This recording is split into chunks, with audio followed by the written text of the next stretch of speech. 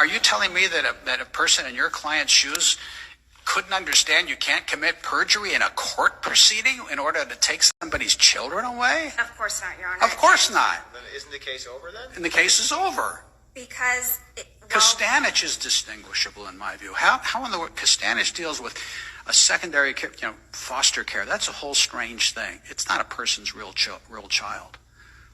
even if Costanich and is... And guardian's the same thing. Even if Costanich is distinguishable, there is... Thus far, we have not been presented with any clearly established right that tells us that what our clients did, which is remove the children pursuant to a court order. No, but what they're accused of doing and what the issue is here is committing perjury in a court to take away someone's children. And you just said that's obviously not okay to do.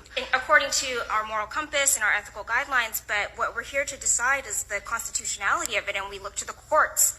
You mean due process is somehow consistent with a government official introducing perjured testimony and false? How is that consistent? I mean, I hate to get pumped up about this, but I'm just staggered by the claim that people in the shoes of your clients wouldn't be on notice that you can't use perjury and false evidence to take away somebody's children. That to me is mind-boggling. In criminal proceedings, we know this to be true because that... Criminal proceedings, it's a court proceeding with a liberty interest, a fundamental liberty interest at stake. And on the reverse side, the state... And you're telling us that these officials who do this all the time couldn't be on notice that you can't commit perjury and put in false evidence.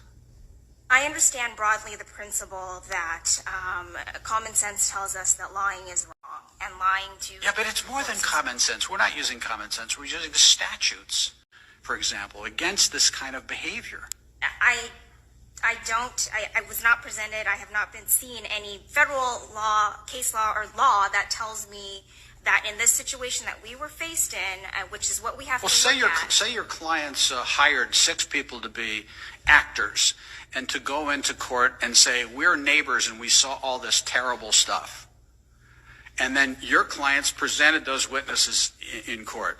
You're telling me that they would have no reason to believe that you can't do that because there was no federal case that says you can't bring actors into court to swear falsely against somebody. But again, here we're appealing to sort of a broader definition of what is a clearly established right. I mean, we have to find the clearly established right in the context that our social workers were presented with, which was they were faced with a court order. Again, I can't even believe for a microsecond that a case